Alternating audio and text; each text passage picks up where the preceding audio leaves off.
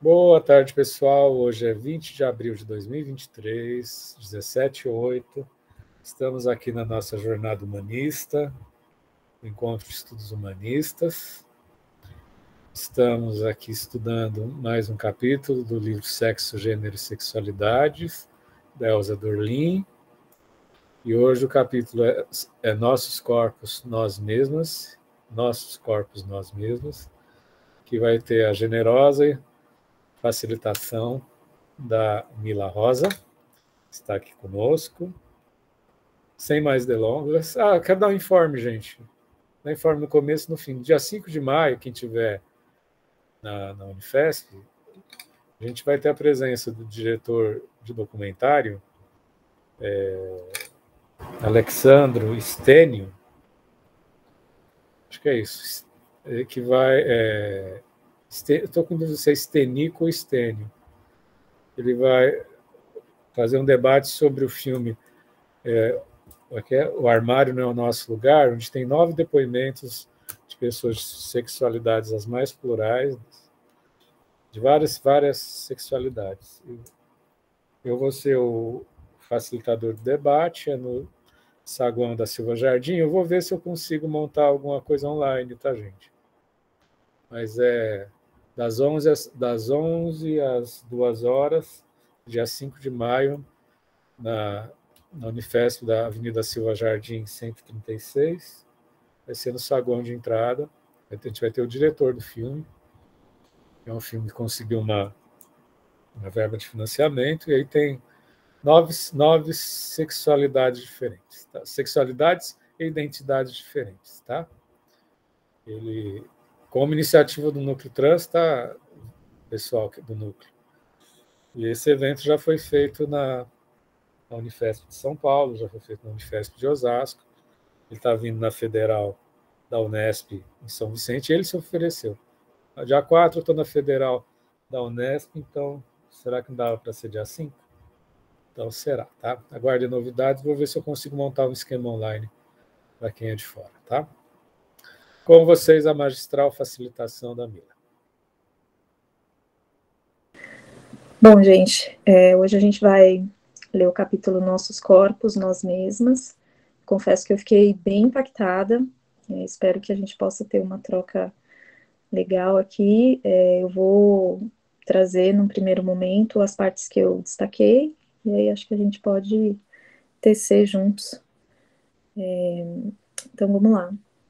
Nossos Corpos, Nós Mesmas. Eu começo com um destaque do que a Elza Dorlin separa, quando ela diz que o conceito, né, de gênero, na medida em que ele preside a própria definição dessa identidade, ele é determinado pela sexualidade, entendida como sistema político, e eu nunca tinha parado para pensar assim tão profundamente, né, que a sexualidade entendida como sistema político, ela é levada a um lugar de dominação mesmo. E aí ela continua, né, no caso em questão, a heterossexualidade reprodutiva, que define o feminino e o masculino por meio dessa polarização sexual, socialmente organizada dos corpos, e, sendo assim, o gênero, ele precede o sexo. Devemos admitir que a sexualidade precede o gênero, que, na verdade, vai na contramão daquilo que a gente tenta cavar ali, né, com enxada, para abrir espaços para que essa sexualidade, de fato, ela seja livre. Mas aqui no que ela coloca, e que eu nunca tinha, de fato, parado para me dar conta desse lugar de dominação mesmo, e ela vai falar isso mais à frente, é que não, né, essa sexualidade, ela precede uma normativa de heterossexualidade. Então, aqui também ela traz que, paradoxalmente, né,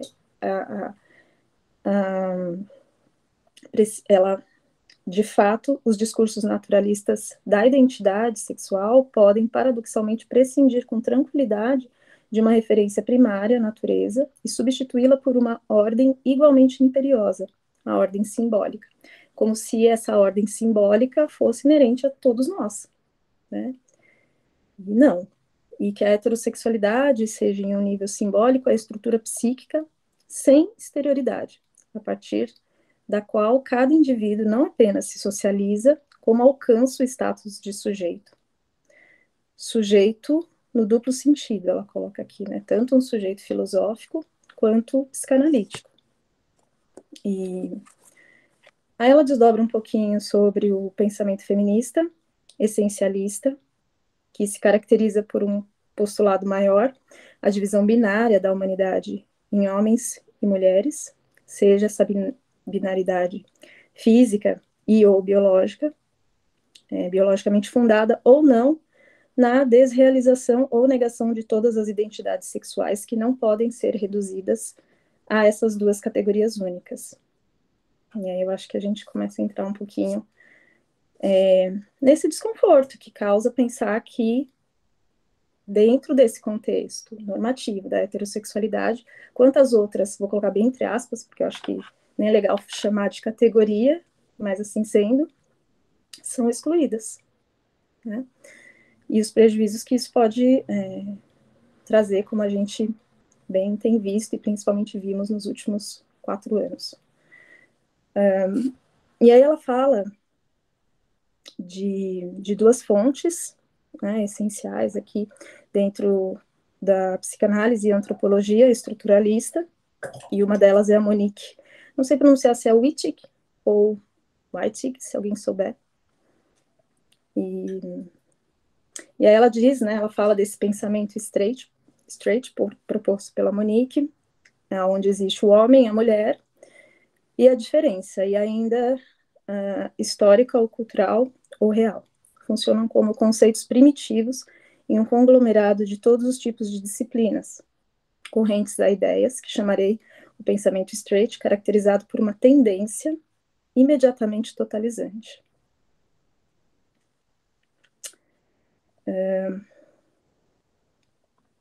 E aí ela traz um trechinho aqui de que toda sociedade tem um sistema de sexo e gênero, um conjunto de disposições pelas quais a matéria-prima biológica do sexo e da procriação humana é moldada pela intervenção humana, social e satisfeita de uma maneira convencional, por mais bizarras que sejam algumas dessas convenções. Ora, o limite dessas teorias é que elas tentaram racionalizar esses processos de dominação, definindo-os fosse como estruturas necessárias ao desenvolvimento psíquico dos indivíduos, fosse como estruturas invariáveis de toda cultura ou sociedade humana, separando aqui a ordem simbólica da diferença sexual de sua forma social e política, ou seja, a heterossexualidade de forma obrigatória. Aí ela vai falar um pouco sobre os desdobramentos de Freud na psicanálise, quando ele traz sobre a feminilidade alguns ensaios que podem ser lidos como descrição do modo como um grupo preparado psicologicamente desde a infância para viver a própria opressão. E que a reprodução como finalidade única da sexualidade, supunha-se que os 2 sexos estavam necessariamente submetidos a uma lei de atração sexual, na qual o mesmo é atraído pelo outro e vice-versa. E aí eu acho que começa também a problemática, né, desde de lá de trás, até mesmo para quem é terapeuta, psicólogo, psicanalista, enfim, de uma visão um pouquinho mais ampla. Né, porque se a gente considera que esse é o único modelo, como é que a gente vai poder contemplar o existir, o ser no mundo, dentro das múltiplas possibilidades que existem para ser, na real, né? E, consequentemente, da mesma forma que o primeiro objeto de desejo do menino é a mãe, o primeiro objeto de desejo da menina é o pai. E aí ela fala, né, das instâncias freudianas, desde o Édipo, e como Freud pensou depois dentro de uma problemática que talvez levasse para esse lugar onde o menino precisa se apaixonar pela mãe, mas o inverso não era verdadeiro, talvez para a menina, né? Ela não se encaixava ali nesse complexo de Édipo, então criou-se o complexo de Electra, e aí ele observa que até certa idade, o que ele chamou de fase pré-edipiana, que as crianças elas podem ser descritas como bissexuais. E isso significa que, seguindo a demonstração freudiana, as crianças apresentam atitudes libidinais passivas e ativas. E aí até mesmo pensando, né, nesses termos, do quanto eles vêm associados a algumas falas nossas, talvez, né, dos grupos que eu pertença, aos indivíduos de um modo geral, né, quando se tem conversas em relação à sexualidade, o quanto isso também limita, né, ou exclui, talvez. E a aplicação das categorias comumente aceitas como feminino e masculino, isso pode pôr em dúvida a ideia segundo a qual existem identidades de gêneros primordiais, né? E que ela não se põe a descrever o que é a mulher, mas investigue como a mulher vem a ser, como se desenvolve a partir da criança, inatamente bissexual. Daí a ideia freudiana de que a comparação entre o clitóris da filha e o pênis deixa a menina com um sentimento de inferioridade e suscita o reconhecimento de sua própria castração. Por outro lado, Freud postula que o falo, significação simbólica do pênis, atribui uma posição de poder em relação ao ser castrado. Bem, ela fala um pouco mais dessas instâncias da psicanálise e norteia aí através do pensamento de Freud e traz que na versão canônica do complexo de Édipo, o pai separa a criança da mãe. A criança aparece como a confirmação dos significantes da sexuação.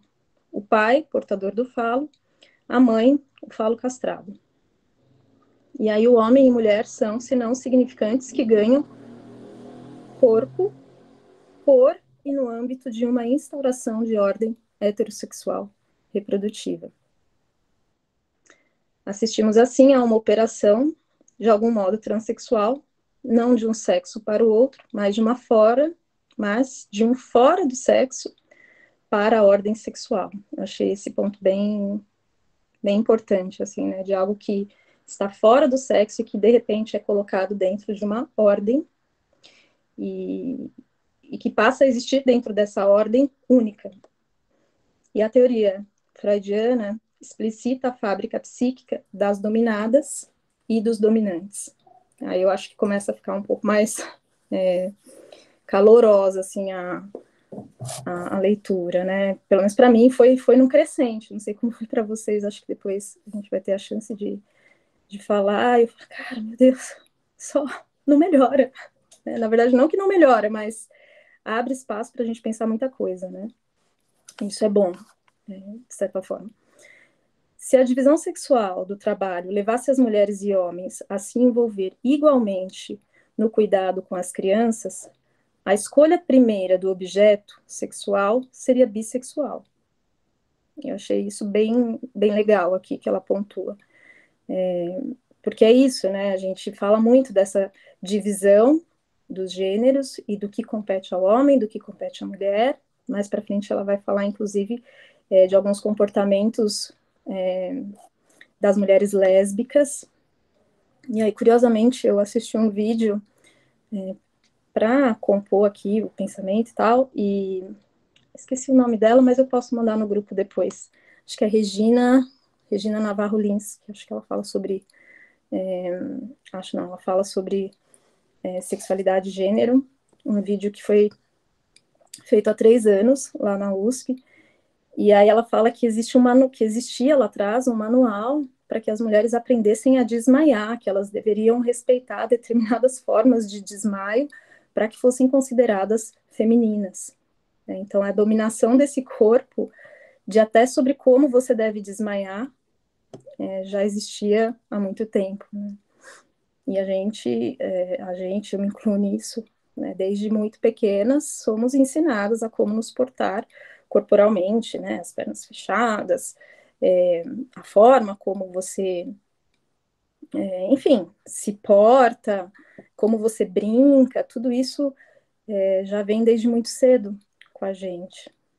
E aí ela entra aqui no outro ponto, meu corpo me pertence, onde ela fala da crítica feminista da heterossexualidade definida como regime político. E a primeira crítica se desenvolveu segundo duas tradições de pensamento, do feminismo radical, de dominação estadunidense, e do feminino essencialista. Que para o feminino radical, a heterossexualidade ela é intrinsecamente opressora para as mulheres, pois ela é a própria expressão da dominação de gênero, cujo paroxismo é a prostituição. E a heterossexualidade está fundada na distinção hierárquica dos sexos, os quais determinam a sexualidade. Não se trata, num outro ponto, não se trata do mesmo e do outro, no contexto heterossexual, individualmente vivida, na heterossexualidade individualmente vivida, e socialmente organizada, mas do rebaixamento autoritário do outro ao domínio do mesmo. Se toda sexualidade é uma experiência de alteridade, a heterossexualidade efetiva é uma experiência infeliz e se assemelha sempre à negação do feminino como a figura do outro. Uma vez que a mulher ela está ali nesse lugar de ser dominada e em falta também, né? Já que vem desse contexto de ser castrada. A questão aqui não é tanto com quem fazemos sexo, mas sim como fazemos. Trata-se de uma crítica da heterossexualidade como entidade discreta em prol de uma concepção continuista das múltiplas práticas sexuais. Por fim, a terceira crítica se atém mais à heterossexualidade na medida em que participa de uma gestão social da reprodução, a qual está historicamente associada. Aí ela fala de uma antropóloga chamada Paula Tabet, que designa os dispositivos históricos de organização da sexualidade reprodutiva. E ela mostra que a heterossexualidade monogâmica e reprodutiva funciona como uma domesticação da sexualidade das mulheres, expondo-as ao máximo ao coito reprodutivo. E aí ela vai falar, vai tecer um pouquinho sobre essa questão dos corpos, como estando num lugar de classe, ou seja, existe essa classe, e que é a classe dominada e portanto, não pode se apropriar desse corpo, uma vez que ela está em domínio do outro. E aí ela vai também tecer um pouco sobre as questões reprodutivas relacionadas ao aborto, e aí foi muito de encontro, porque ontem eu fui assistir um documentário, que eu recomendo bastante aqui, que se chama Incompatível com a Vida. Ele foi lançado, foi a pré-estreia ontem, em São Paulo e no Rio. E eu espero que ele venha para o cinema aberto, eu acho que eles ainda estão fomentando, mas é um filme que fala sobre, não só sobre a questão das perdas gestacionais neonatais, mas da legalização do aborto. Em casos onde legalmente a mulher teria esse direito, nem assim isso é facilitado. Então, porque vai para uma instância jurídica, depois para outra, enquanto isso esse feto se desenvolve. E aqui, como parte do texto, ela levanta, puxa, mas segundo o pensamento, acho que da própria Witt, não me lembro agora, mas se esse feto tem vida, então ele tem direito à vida, né, uma vez que se descobre. E aí ela coloca vários exemplos aqui, de que se de repente um ladrão entra na sua casa e rouba suas coisas, você deveria deixá-lo, porque, enfim, você meio que deixou a janela aberta, então ele tem que ficar ali porque você que deixou, né? Mas de qual vida a gente está falando? Né? A vida do ladrão, a vida a sua própria vida. E esse documentário levanta um pouco dessas questões, no sentido de que quantas mulheres acabam morrendo, principalmente no Brasil, em condições de aborto ilegal. E aí apresentou um dado que nem eu mesma sabia, que uma mulher morre a cada 2 dias no Brasil por conta de abortos ilegais. E em Portugal, as mortes maternas foram erradicadas nos últimos 10 anos por conta da legalização do aborto. Então, eu acho que é um dado bem importante para a gente pensar, de fato, né, do quanto que esse corpo ainda é dominado e que a partir do momento que a gente começa a entender de que essas diferenças, será que são tão diferentes assim do porquê dominar corpos, e que quando a gente cede um pouco o olhar para isso, as coisas melhoram, a gente de fato preserva a vida e a existência dessas pessoas que estariam nesse plano de dominados.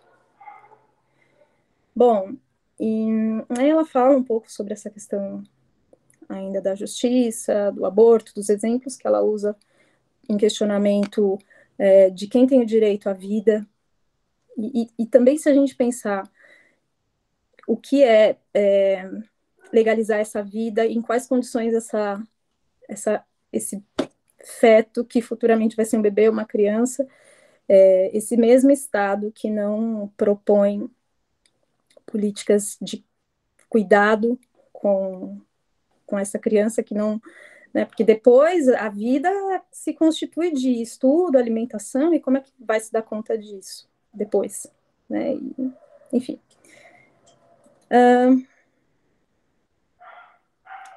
Ainda ela fala um pouco disso, das questões do feto. Não basta de modo algum mostrar que o feto é uma pessoa e lembrar que todas as pessoas têm direito à vida.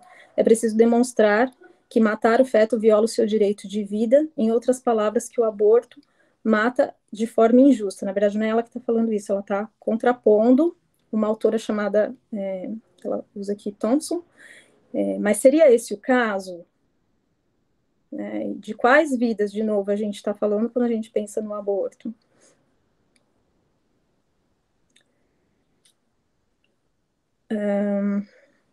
Em outras palavras, uma mulher poderia ser considerada responsável pela vida do feto no caso de uma gravidez indesejada, a menos que tivesse procedido com uma esterectomia, o que seria um absurdo. Imagina, né?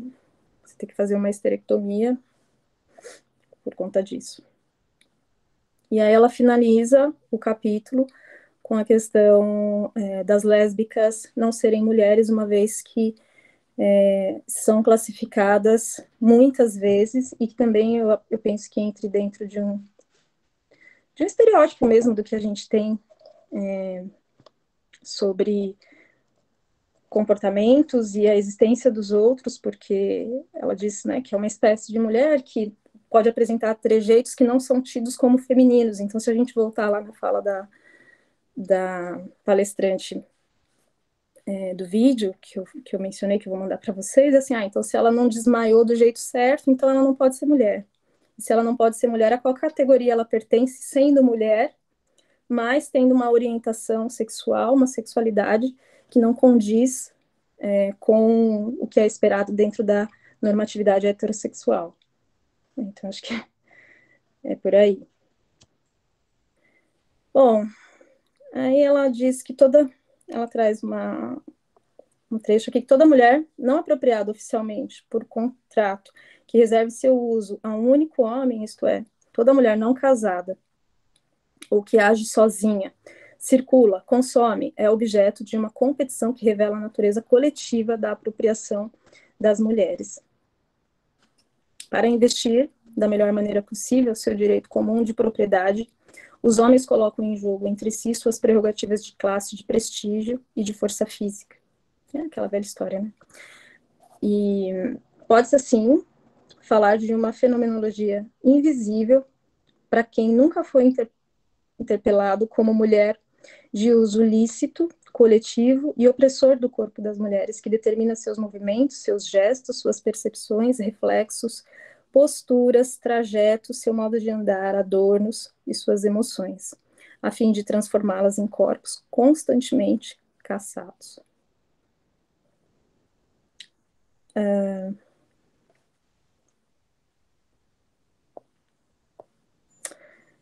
Acho que é isso, gente. E para finalizar aqui com essa última parte sobre o lesbianismo que ela coloca, que hierarquia estabelecer entre as dominações de gênero, de sexualidade, de cor, de classe, de nacionalidade, de religião. Em outras palavras, seria o separatismo.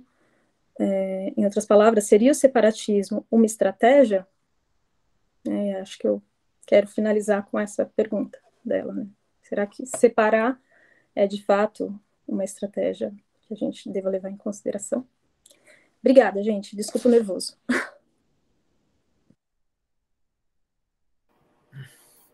Obrigado, Mila, em nome do coletivo aqui, de todo mundo.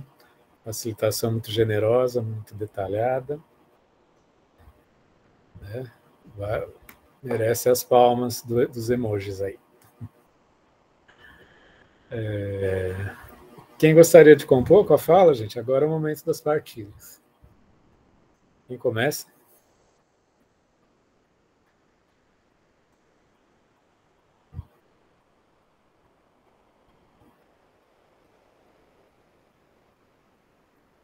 Quem começa? Não sei se eu posso apimentar, mas eu acho que pelo menos a parte que mais me tocou, talvez porque eu tenha assistido o documentário ontem, foi essa questão do aborto. Se alguém quiser falar também dessa parte.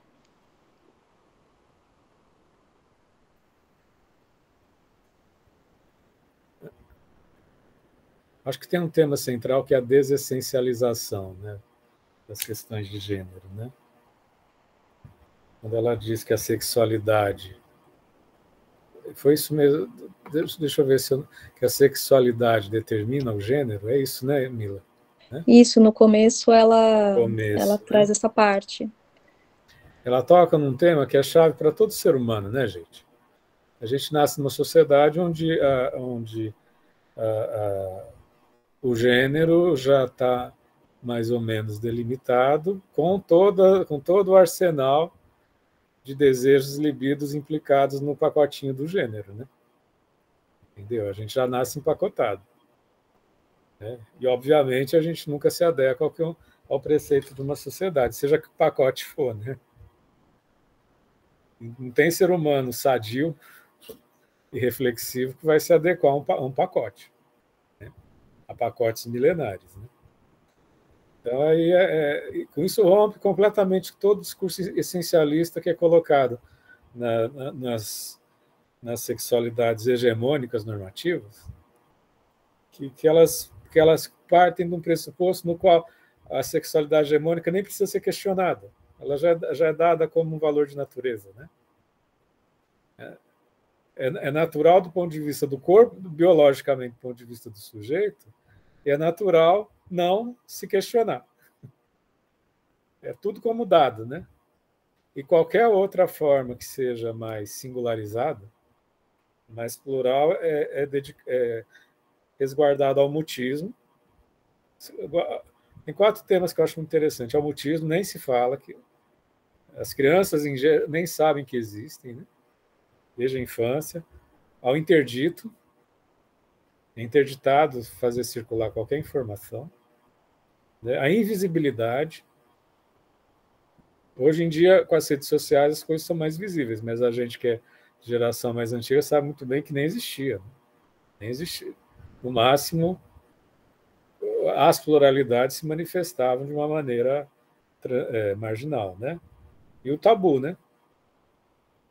Quando alguém descobre que existe alguma coisa que não seja hegemônica, né, era sempre falado com muito rigor e, no máximo, liberado a muito custo, né, nos espaços psicológicos, psicanalíticos, né, uma linguagem eminentemente científica e normalizadora e estigmatizadora. Né? Só a muito custo. Né? E aí que entra a questão da sexualidade constitutiva do gênero. E um ao outro se reforçando mutuamente a partir de um padrão de normatividade. Né? E as pessoas fingindo que são felizes, principalmente aqueles que se identificam com a norma, né? Que esses são o centro da neurose. Né? É o centro doentio da neurose. Né? Guilherme levantou a mão? Eu levantei. Boa noite, não. Boa tarde, gente. Primeiro eu gostaria de dizer muito obrigado, Mila, pela sua facilitação magistral. Né? Gosto sempre muito de te ouvir. Gente, eu tenho tanta coisa para falar sobre esse capítulo que eu vou focar no que mais interessa. Eu acho que a gente começa, né, bem pelo fato do mito do Édipo, né? O mito do Édipo, ele é emblemático, né? Porque ele caracteriza uma maneira interpretativa das relações de poderes que são estabelecidas na família, que advém de um fato que o Freud leu o mito de Édipo errado. Né? Convenhamos, né? O Freud leu o mito de Édipo literalmente, ele não leu o mito de Édipo, né? A partir da lição de que se espera de alguém que entende de filosofia, quando você usa a questão esqueci da profecia na leitura de mito, né? Porque o Tempo de Delfo ele tem uma frase escrita no começo que é conheça-te a ti mesmo, que significa conheça a sua medida, né? Ou seja, saiba quem você é. Quando o Édipo ele decide ouvir a profecia, ele está se esquecendo de si mesmo. Ele não está se apropriando daquele que ele é. Porque que acontece? O pai de Édipo não era o rei, o pai de Édipo era o fazendeiro. Se ele ficasse, vivesse a vida dele lá, ele jamais mataria o pai. A questão é, quando ele não confia em si mesmo e tem medo que vai matar o pai, ele de fato mata o pai. Porque ele segue a orientação do mundo, né? Ele ficou com medo da profecia e saiu, acabou matando o pai, ficando com a irmã, ficando com a mãe, e, enfim. Ao seguir a orientação do mundo, né, ele perde a possibilidade de se descobrir. Isso fica muito emblemático exatamente no mito da esfinge, né? Quem é um animal que de manhã engatinha, de tarde antes de 2 patas e de noite de 3? O homem. Errado. Quem faz isso é o próprio Édipo. Ele, para levantar da cama, ele precisa estar de 4. Ao andar, ele anda com as 2 pernas. E quando ele fica mais velho, ele precisa da bengala. Por que ele responde a resposta generalista ao invés de olhar para sua própria vida e responder a partir disso? Ora, ele segue as orientações do mundo, né? Freud ele leu o mito literalmente, né? Ele focou na vingança, ele focou no que aconteceu, sem perceber, né, que o mito era uma história de autodescobrimento, né? Muito esquisito. Aí ele faz toda essa questão vingativa e punitiva, né, do Édipo. Me parece exatamente como a autora vai descrever no, no fim do capítulo, né, que a mulher ela precisa pertencer a um homem, e muito especificamente a um homem, né? Ela não pode ser livre e estar com várias pessoas ao mesmo tempo, né? Ela tem que ser do pai, o filho jamais. Assim, então, nós temos novamente a normatização desses tipos de posições, né? Porque assim que o Freud escreve o Édipo, passa-se a analisar as famílias desse jeito, né? Independente das estruturas que essa família tem. Imagina se o Freud for ler uma mulher que é chefe de família e ela quem tem que realizar a castração, e assim, ele ficaria doido, né? Ele veria a própria teoria dele cair por água abaixo, né? Mas enfim, isso é coisa que quem entende de filosofia consegue perceber. Eu acho então muito mais interessante o uso do corpo como um artifício político. Eu acho que tem os seus lados bons e os seus lados ruins. Porque, eventualmente, ao usar o corpo como um artifício político, você querendo ou não, você reduz ao biológico. Né? Não ao biológico, o aparelho reprodutivo, mas sim o fato que nós somos uma bios, nós somos um organismo. Né? Parece que o que aparece, o que aparece primeiramente é o corpo, né? Tudo que vem depois, né, as constituições da personalidade, as construções das vontades, dos desejos, isso é tudo coisa terceirizada, né? Parece que são coisas que vêm do contexto social que é afletido no corpo. Né? Mas também ele traz, né, na mesma medida, né, o fato que o corpo é a única coisa que nós temos, né? De fato, o nosso corpo nos pertence, porque ele não pode jamais pertencer aos outros, por mais que os outros queiram reivindicá-lo. São coisas bem diferentes.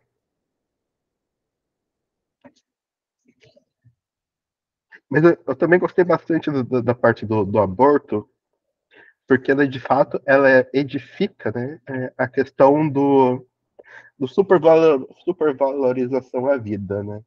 Parece que quando nós estamos na nossa sociedade, a vida deve ser mantida a qualquer maneira.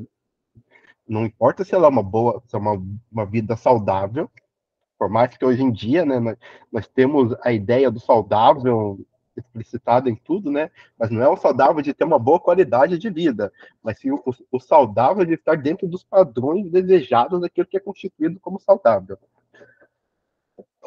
E joga essa ideia pro feto que, sinceramente, não existia, sei lá, 2 séculos atrás, né? Parece que não, isso é de fato muito engraçado, porque as crianças não existiam como categoria é, uns 3 séculos atrás, de repente surge nisso, né? Tem que se valorizar a criança de uma maneira que as mulheres até desaparecem no meio desse processo, né? Winnicott que o diga que a mãe é suficientemente boa, né? Para quem não sabe, né? A mãe suficientemente boa foi criada exatamente no Reino Unido porque as mulheres não queriam voltar para casa depois da Segunda Guerra Mundial. Precisavam fazer as mulheres cuidarem dos seus filhos, né? Por isso que surgiu a mãe suficientemente boa. E agora, de repente, nós temos a categoria do feto como um corpo que tem vida que precisa ser protegida. É muito estranho. Porque me parece, então, pensar o que se constitui como vida. Me parece o ponto essencial disso. E a gente for pensar no feto, não seria o espermatozoide e os óvulos vidas também, né? Então nós não deveríamos fazer todas umas operações para proteger os óvulos todos os meses da mulher, né? E o espermatozoide toda vez do homem, um acúmulo de células é constituído com vida. Qual o momento que a vida ela pode ter valor? E posso trazer um ponto, Gui, dentro Sim. disso que você falou que eu achei muito legal, porque se o corpo ele precede a linguagem, se a gente é primeiro corpo, se a subjetividade nasce a partir da linguagem, se o feto não tem linguagem, como ele é caracterizado enquanto sujeito com direito a existir? Não sei, né? Tô pensando aqui. Ao mesmo tempo, né, nós também temos uma sociedade que se estrutura na retirada de direito dos outros, né? Prisões. Também. Parece, então, né, que alguns certos corpos são escolhidos para ter os seus direitos impostos aos outros, enquanto os outros têm seus direitos negados. Contribuições, né, que simplesmente apontam para uma ideia de o que me parece muito mais importante é a perspectiva do próprio controle. Se tem um gostinho sadomasoquista em forçar o controle ao corpos dos outros, né? Me parece que todo momento que isso pode entrar, isso é reforçado. Vou fazer uma brincadeira aqui. Eu acho que os homens deveriam ser proibidos de transar para que as mulheres não tivessem filhos suscetíveis de aborto. Né? Vamos fazer um abaixo-assinado, gente? Eu acho que aí você vai acabar com Viagra e não dá, porque vai contra a indústria farmacêutica. Você está pegando um inimigo forte demais, Fernando. O problema está nos homens. Se colocar o problema nos homens, né? Eu acho que o interessante não é nem isso, Fernando. O problema estão nos pais. Porque é interessante pensar, né, a escolha da palavra, patriarcado. Patriarcado é poder dos pais, não é poder dos filhos. Né? Só voltamos para o mito novamente, né? Saturno. Saturno come seus filhos. Patriarcado também come os filhos se for necessário. Sim. Tanto e né, nessa medida, né? Por isso que quando o feminismo ele surge como querer direitos igualitários, né? Também se aplica aos homens, porque os homens como filhos também são passíveis de serem engolidos, digeridos e jogados fora. Eu acho que quando a mulher abortasse, o homem deveria ser castrado, gente. Entendeu? Para acompanhar junto. O que vocês acham? Né? Para não ter um novo aborto depois. Você está criando uma nova ordem de organização. Então, gente. Mas, na verdade, é isso que está em jogo, né, Yara? É a ordem da organização das coisas. Tudo bem.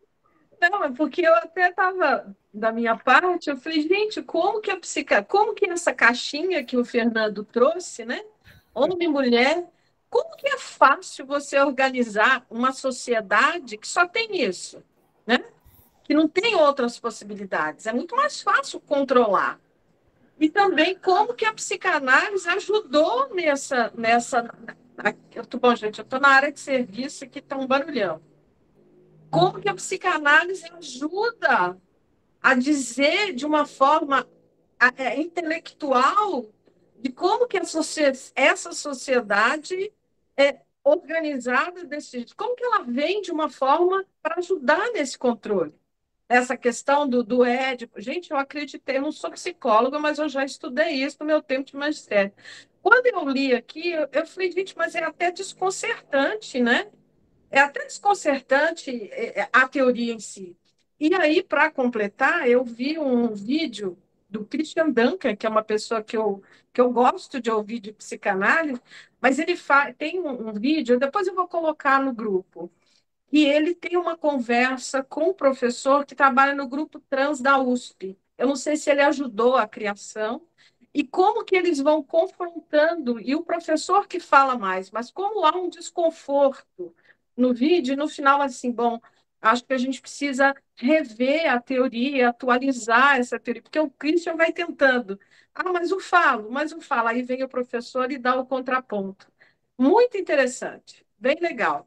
Então, eu gostei dessa ordem sua de quebrar esse estabelecido, Fernando, e fazer um novo tipo de organização. Responsabilidade é do homem e do patriarca, certo? Então, vamos pensar esse deslocamento de responsabilização, tá bom? A neopsicanálise... Gente, eu não imagino... Gente, eu admiro o filósofo Freud, mas eu jamais seria psicanalista. Até eu acho bom, gente, em algum momento... Vamos arrumar o neo de piano.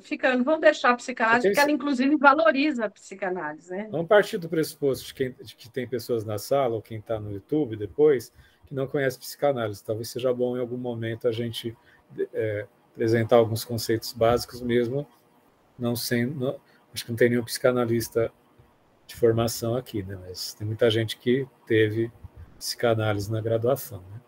O próximo gente, é a Marisete. A Yara acabou de falar. É isso, gente? Acho que sim. Oi, querida. Seja bem-vinda. Bom, boa tarde. Mila, te ouvi, gostei muito de ouvir. Esse livro, de uma certa maneira, às vezes fica meio complicado, eu me perco, né, na leitura. E daí você focou, acho que porque você falou que você assistiu, né, esse documentário e tocou no aborto. O aborto é um assunto assim que vocês falando, eu me pergunto assim, a qual aborto? Assim, porque falam muito assim no aborto. O aborto assim a todo momento, é para tudo, assim, liberar geral, assim, eu quero entender, assim, o que seria, porque eu fico pensando que o aborto também é algo que traz sofrimento para muitas mulheres, entendeu? Então, assim, eu vejo, assim, num caso de violência, eu acho que o aborto, ele tem e é bem-vindo, no caso de de saúde, mas eu fico pensando assim, quando falam, às vezes é assim um negócio que, dependendo do grupo, eu nem vou falar, vão pensar é do contra, ou é virar algo político, mas não, como é um grupo assim de estudo, eu quero entender a qual aborto nós estamos assim nos referindo. É um aborto assim como, eu tomo um sorvete hoje, eu não quero mais isso, eu coloco o dedo para vomitar, sabe, para sair. Eu quero entender assim, a que aborto nós estamos falando assim. Esse documentário traz assim que tipo de aborto? Porque eu acredito que o aborto também vai trazer sofrimento quando a gente fala em mulher. Não é uma coisa assim que você vai dizer assim, vai acabar ficando também algo assim carimbado, para todo mundo vai valer, e para algumas pessoas isso pode trazer sofrimento. Então eu queria entender que aborto, assim, esse documentário que você viu fala de que aborto? É isso. Esse documentário, ele fala sobre síndromes que são incompatíveis, é um termo até pejorativo, mas que são incompatíveis com a vida. Esse tipo de síndrome, bebês que nascem sem cérebro, por exemplo, que vão nascer e vão viver algumas horas ou alguns dias, ou que não vão ter uma qualidade de vida digna, né? Então, fala sobre as dificuldades que são enfrentadas no Brasil hoje, em casos onde, principalmente, esse aborto seria liberado legalmente, e mesmo sendo liberado legalmente, o quão difícil é conseguir essa liberação. E que muitas vezes ele é arrastado para uma situação onde a mulher começa a sentir o bebê, quando ele poderia ser feito precocemente, já dentro do diagnóstico. E dentro dessas instâncias legais, o quão isso é demorado e o quão de sofrimento isso pode trazer não, o quanto de sofrimento isso traz para as famílias e principalmente para a mulher. Porque o feto vai se desenvolvendo, ele começa a se mexer, e quanto mais tardia é a interrupção, mais dolorosa. Então, o documentário fala desse tipo de aborto, mas eu penso que no texto ela caracteriza uma situação de aborto onde a mulher ela não deseja essa gestação. Qualquer que seja a situação onde essa gestação não é desejada. E que ela teria o direito de decidir por isso, uma vez que acontece dentro do corpo dela. Camila?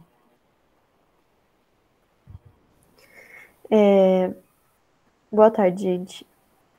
Eu queria mais fazer um comentário mesmo, não tenho muito a dizer, assim, mas é que a fala da Marisete me fez pensar. Acho que esse é o movimento do nosso grupo mesmo, né? A gente sempre se sente muito à vontade de trazer as questões aqui para o coletivo.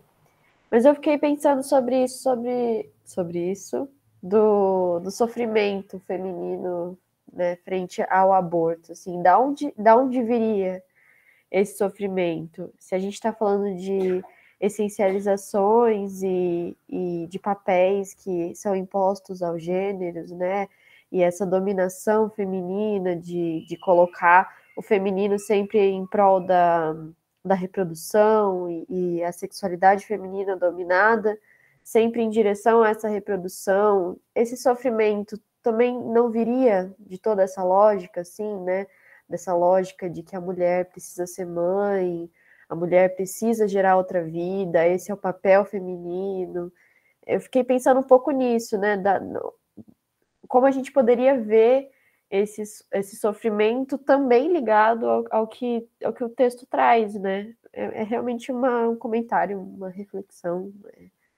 Fiquei pensando sobre isso. Guilherme? Ela coloca isso, né? Desculpa. É que ela coloca isso no texto da maternidade atrelada à condição de ser mulher. E é tão cristalizado que, de repente, dentro de uma possibilidade onde a mulher ela possa ser mãe e ela opte por não ser, ela também é rechaçada nesse lugar. Né? Como uma não mulher, né? Exato. Sem filhos, ela não existe. Né? Compor um pouco, porque eu literalmente vou ter que sair daqui a 5 minutos. Eu acho que eu gostaria de falar que quando a gente fala da questão do aborto, nós estamos falando de educação reprodutiva. Né?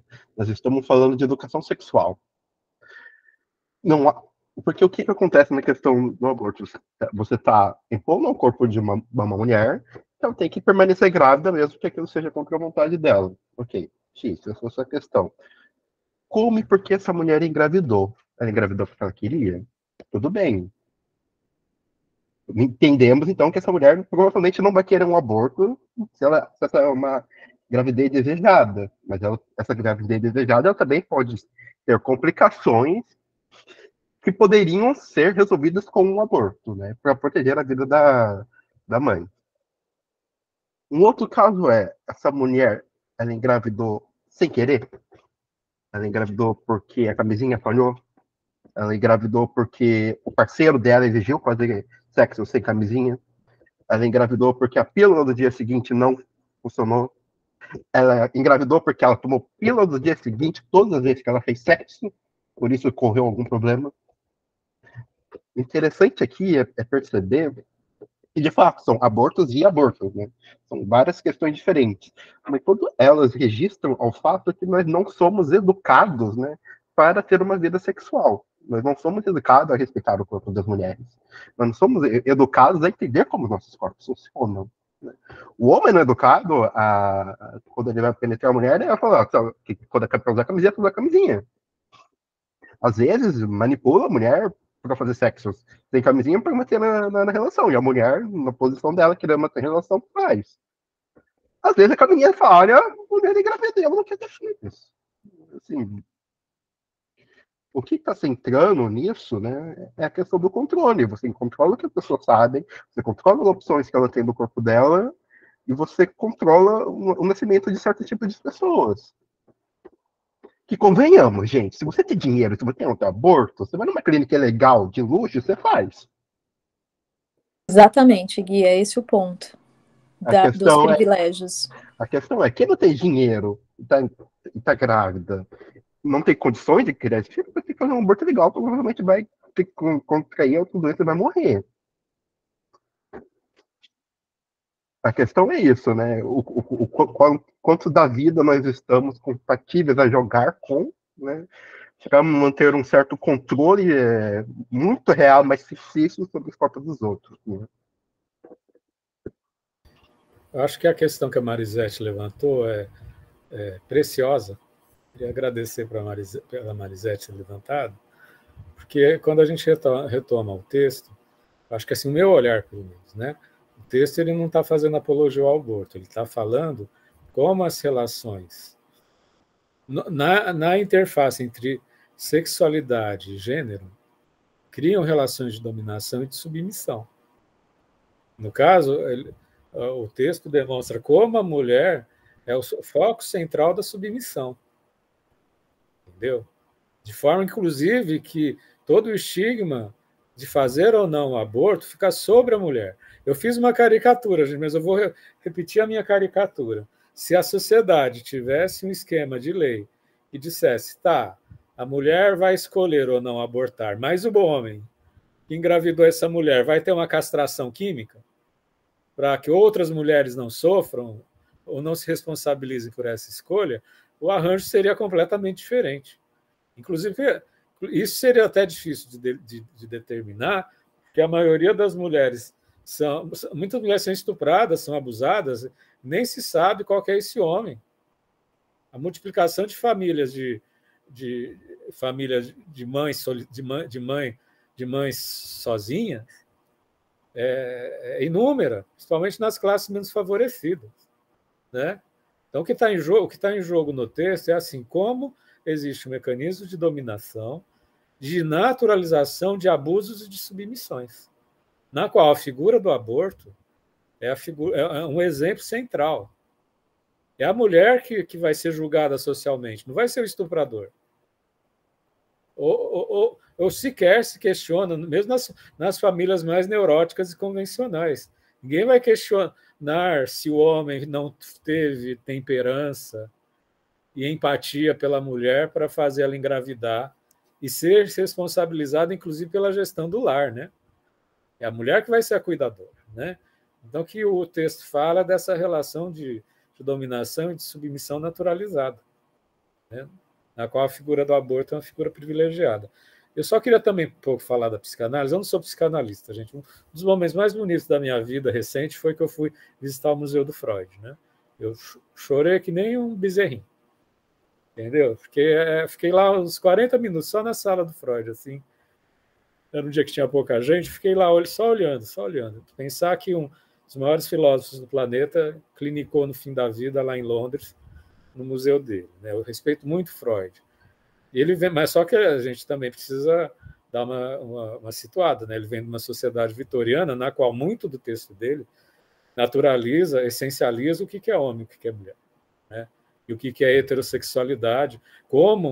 Para quem não sabe, Freud, ele diz que tá tudo bem, na criança o bebê ele é polimorfo, a libido é polimorfa, mas existem degraus evolutivos no sentido da configuração dessa libido, que tem uma projeção oral, uma projeção anal, uma projeção erótica, uma projeção genital, e aqueles que conseguem passar por todos esses degraus irão, no alto do pódio da evolução, serem heterossexuais procriativos, entendeu? E que todas as outras formas de pluralidade, seja de identidade ou de gênero, são degenerações e regressões. Eu falo o termo regredidos, né? E, portanto, são alguma forma de anormalidade. O anormal está relacionado com monstruosidade, com aberração, entendeu? Então, assim, né? Não tem jeito para a pessoa que não chegou nesse alto do pódio. Só a criação desse pódio já é ridícula, né? Já é bizarra, né? Isso não desqualifica o valor do Freud como filósofo, tá, gente? Entendeu? A gente tem que situar que o cara estava no fim do século XIX, começo do século XX, comprou uma briga. Imagina nas conferências de Viena ele falando que o bebê, a criança, tem sexualidade, entendeu? E tudo no desenho muito esquemático, né? O Édipo. Primeiro, uma relação com mitologia que até hoje eu me pergunto por que pegou. Porque não poderia pegar a Branca de Neve e os Sete Anões. Pegou o Édipo, né? Entendeu? Por que não pegou o Saci Pererê? Entendeu? Não, pegou o Édipo, né? Entendeu? E centrado numa leitura que até o Foucault fez, ele falou que no Édipo o Freud ele se equivocou porque ele deveria ter pegado o processo de subjetivação ao redor do oráculo. Era o oráculo que constituía a subjetividade, não era matar o pai e transar a mãe. Era o oráculo que dizia o que o Édipo faria ou não faria, entendeu? E a gente está cheio de oráculos para tudo quanto é lado, dizendo como a gente deve constituir a nossa subjetividade. Um dos oráculos é a mídia, né? Hoje em dia, né? São as redes sociais, né? O TikTok é o oráculo da juventude hoje em dia, né? Entendeu? Então hoje a gente tem explosão de oráculos, né? Enfim. Então, assim, o que todo esse livro nos sensibiliza é desmontar um pouco essas naturalizações descritas, por mais valiosas que sejam, no sentido de dizer que tem alguém no topo da pirâmide, né? E o resto é resto, né? Vai ter que ficar fazendo psicoterapia para ser menos infeliz, né? Isso é bizarro, né? Mila, por favor.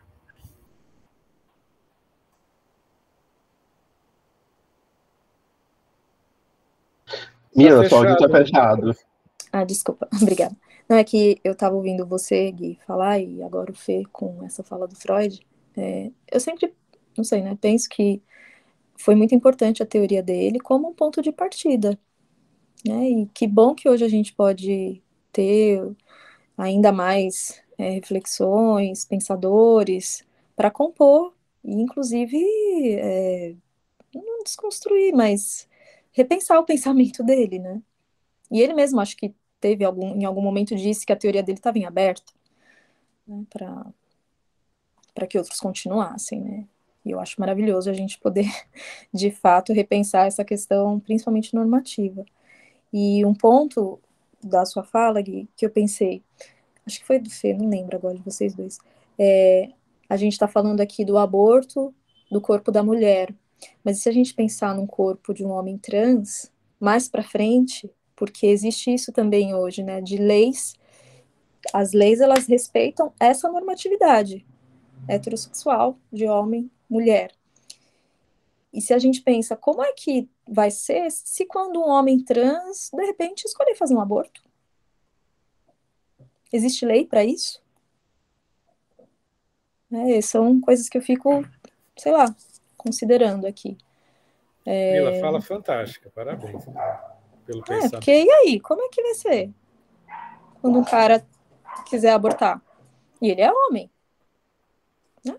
Mas tem um aparelho reprodutivo que não o define. Só existe ali. Mas ele é homem. Então, não sei, né? Acho que é pensar sobre isso também.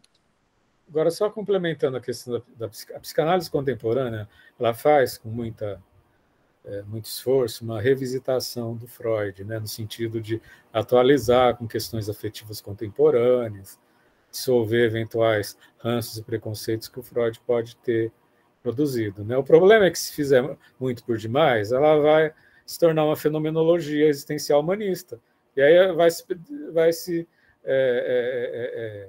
desconstituir até um enunciado-chave do Freud, que é o inconsciente, né, gente? Até quando a gente vai entender que existe, até quando a gente vai precisar da invenção de que existem coisas escondidas? Eu acho que da maneira despudorada, da maneira do pudor do fim do século XIX para o começo do século XX, cabia muito bem. Eu não sei se hoje em dia cabe da mesma maneira, pelo menos, tá? Lembrando que toda a psicanálise ela é fenomenológica, depois ela cria uma hermenêutica do inconsciente em cima do fenômeno, né? Eu acho sempre, eu como professor de fenomenologia, eu acho isso tão complicado. Eu sempre digo que, às vezes, eu sempre pergunto na classe, qual que é mais difícil de ter acesso, o inconsciente ou a superfície da pele, né? Fica a provocação para vocês, né? A tua pele ou o inconsciente é mais difícil de ter acesso, né?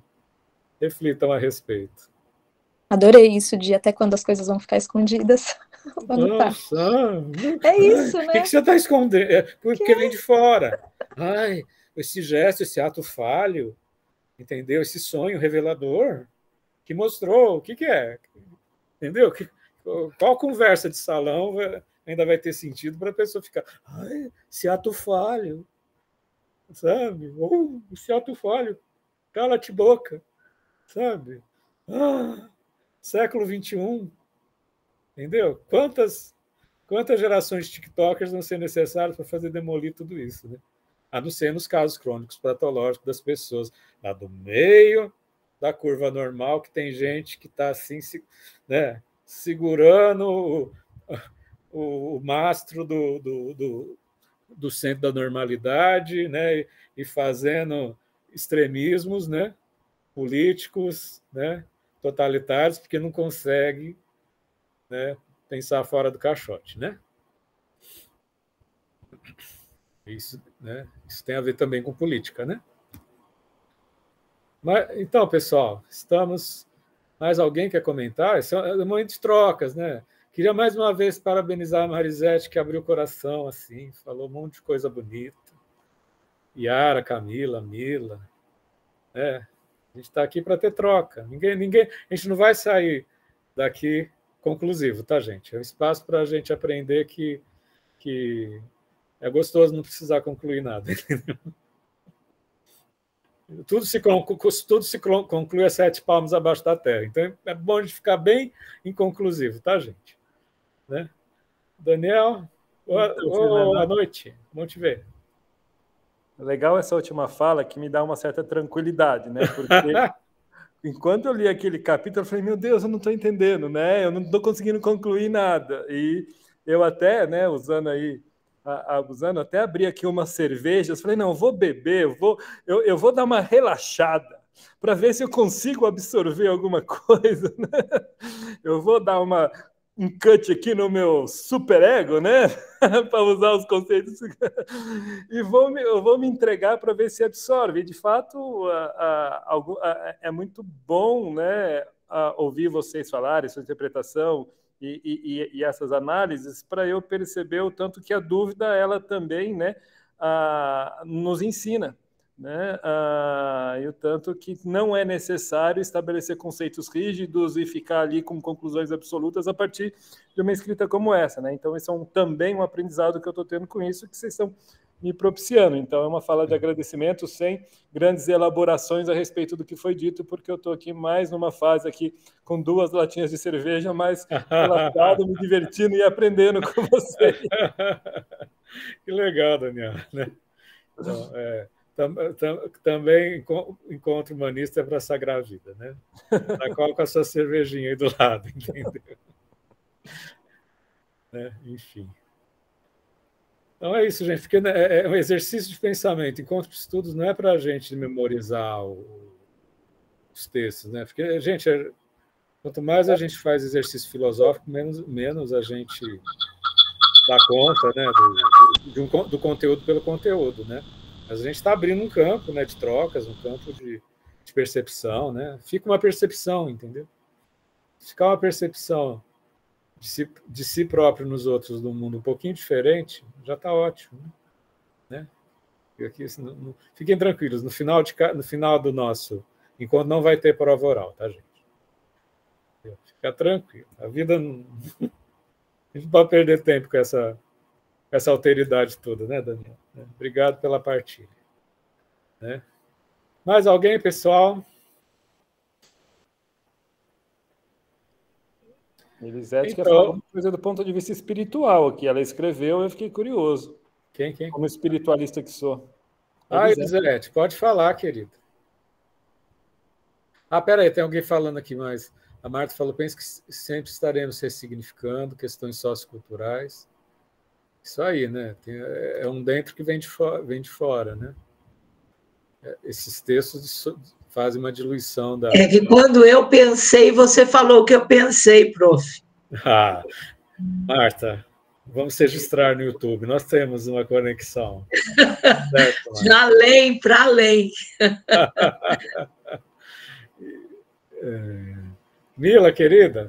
Não, Mila não. Maravilhoso encontro. Obrigado pela troca. A Mila. Elisete, querida, do ponto de vista espiritual, você quer comentar conosco? Professor, estão me ouvindo? Sim. É que, assim, do ponto de vista espiritual,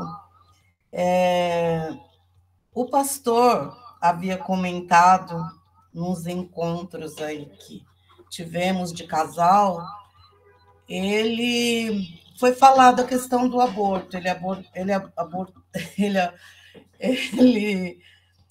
Estou misturando o abordar com abortar, sobre o aborto, e eu achei interessante assim, a forma que o pastor falava, que ele falou que quando ele está pregando, que ele olha assim para a igreja, né? E ele vê sempre mulheres jovens, assim, com semblante caído, com ar de arrependimento. Ele fala que é 100%, ele já detecta que essa mulher cometeu aborto, né? Ela praticou o aborto. Ele falou que é porque é uma dor que transcende, aquilo fica na alma da mulher. O tempo todo fica aquela acusação. E alguém, quando estava falando aí, eu não sei se foi a Mila, falando sobre o sofrimento, alguém falou, e eu lembrei da fala do pastor. Será que não tem a ver esse sofrimento com a alma dessa mulher, com esse arrependimento? O que vocês acham, assim, como profissionais aí da psicanálise, da psicologia? O que vocês acham? O que vocês acham, pessoal? Alguém quer compor com a fala maravilhosa da Elisete?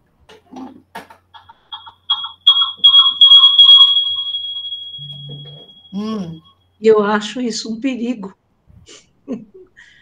Um perigo? Aham.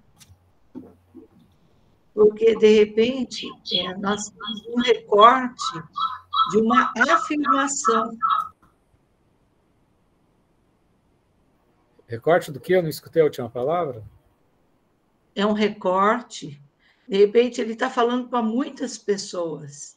E essa é uma afirmação. E essa afirmação eu vejo como uma coisa perigosa, porque nós estamos tentando desconstruir um contexto social, patriarcal e etc.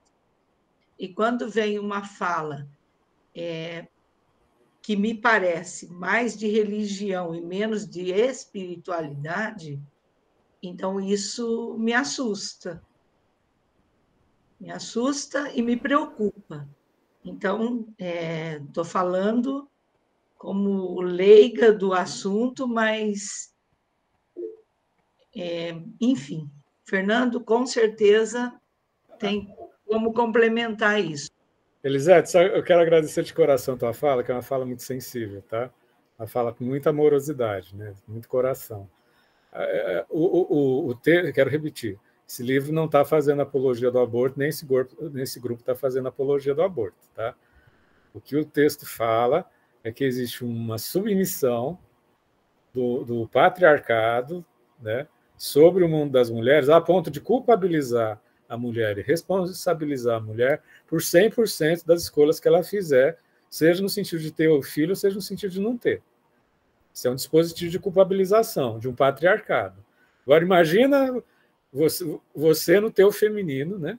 Você estava lá no culto, que é um culto maravilhoso, tenho certeza, tem muito sentido para você. Aí vem um patriarca, que é o pastor, e diz, olha, eu olho para as 1000 pessoas que estão lá no culto, e quando eu vejo uma mulher triste, eu sei que ela abortou.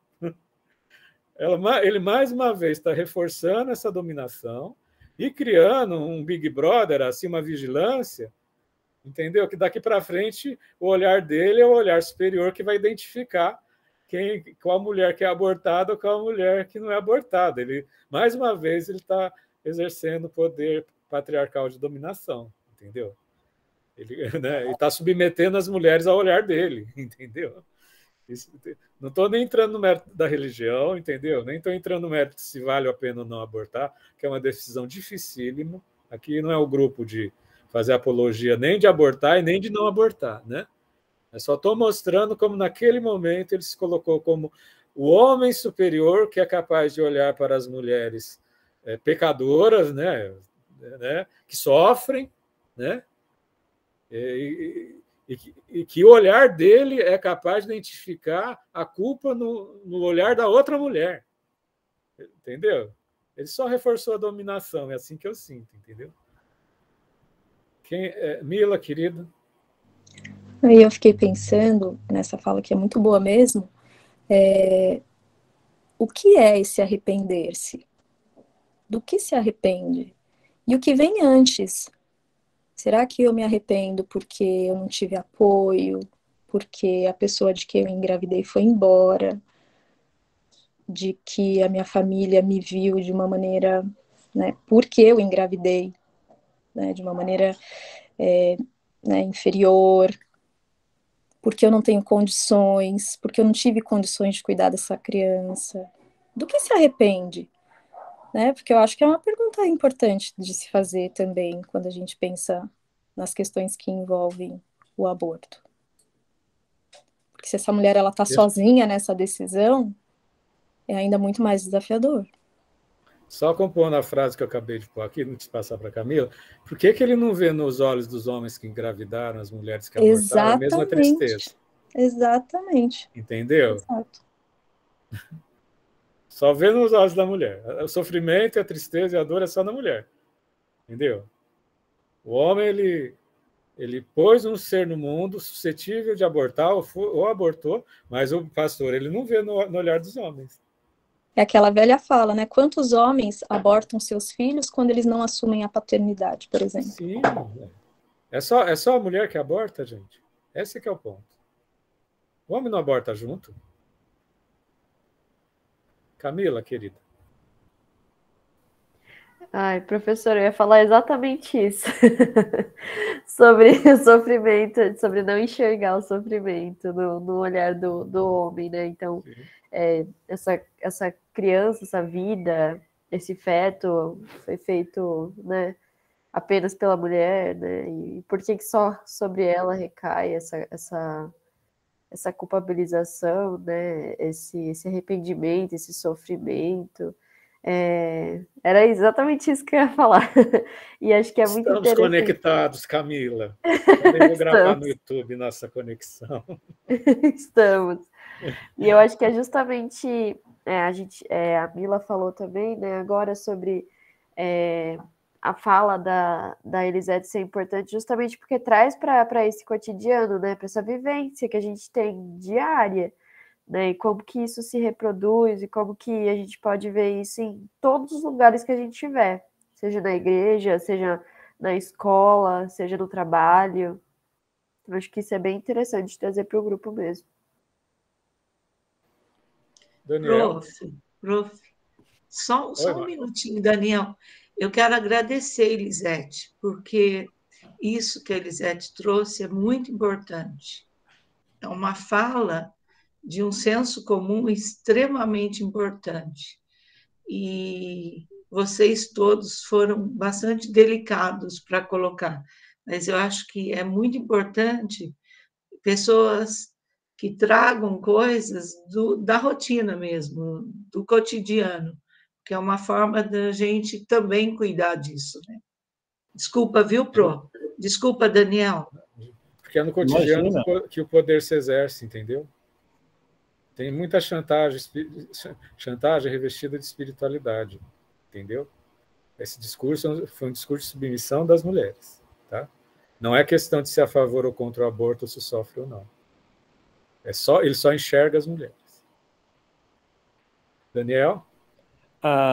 Eu quero, né, acho que talvez ratificar aí essa provocação, né, entrar nela que você traz, né, até que ponto o homem não deve ser responsabilizado ou eventualmente sente o aborto, né?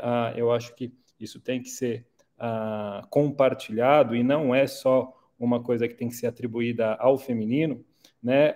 Trazendo uma experiência do contrário, e que é a vivência da fecundação, né? Quando o homem participa disso também. E eu estou vivendo uma circunstância muito, muito rica, né? Eu estou grávido junto com a minha esposa de 16 semanas e eu estou vivenciando sintomas da gravidez com ela, né? E tem até uma síndrome disso, né? Covad, alguma coisa assim, né? Descrito, né? Que há uma sensibilidade compartilhada e há uma vivência disso, enfim, né? Então, apesar de eu ter, né, uns órgãos que não me permitem gestar em mim, mas assim, o meu feminino está expresso nos sintomas de uma gravidez, assim como pode existir no próprio aborto, e o homem tem que também fazer parte e ser responsabilizado assim, né? Como você a todo encontro hoje trouxe, né, essa provocação, né? Porque que então não se castra o homem, né, que fecundou a mulher que está ali sendo culpabilizada pelo aborto, né? Eu acho que tentando interpretar e trazer uma experiência desse olhar que você traz, né? Eu não sei se faz sentido isso. Daniel, a tua fala é maravilhosa, porque é a fala de um homem, né, que saiu de uma verticalidade, está numa relação para a par, de construção de uma experiência, né? Com certeza, isso me vem na imagem, uma situação de um amigo meu que, quando teve um aborto da esposa, né, o luto foi dos dois, né? O luto foi dos dois. Foi um aborto espontâneo, né? Enfim, e se você está colocando essa questão desse compromisso, né, do homem desde a fecundação, né? Isso é parceria, né? Entendeu? Enfim, uma fala de um outro lugar, né, que de alguma forma compõe uma outra perspectiva, né, da nossa troca, né? Mila, querida. Eu só ia trazer que, acho que assim como no texto ela coloca que todos esses desdobramentos vêm de recortes culturais, religiosos, da gente pensar também o quanto que determinados caminhos, não espirituais, mas religiosos, também atuaram para o domínio desses corpos. Até se a gente pensar na própria concepção de alguém que deu à luz sendo virgem, e foi concebido, um ser que foi concebido sem a presença do homem. Então, acho que pensei nisso, nessa provocação também, de que, será que dentro de um caminho religioso, pensar que está tudo atrelado à mulher, não vem também desse lugar? De que uma vez uma mulher fecundou sem a presença desse homem. né? Então, responsabilidade é com ela e com o divino. E isso se perpetua até hoje como um mecanismo de controle, né? E olha o contrassenso, a gente está o encontro inteiro falando da dominação masculina sobre a mulher. No momento de espiritualização, historicamente, se retira o homem, porque o homem, onde ele entra, ele estraga, né? A espiritualização, né? Tem também um preconceito de vários ramos aí, né? Querida Elisete. Professor... Não, peraí. Peraí,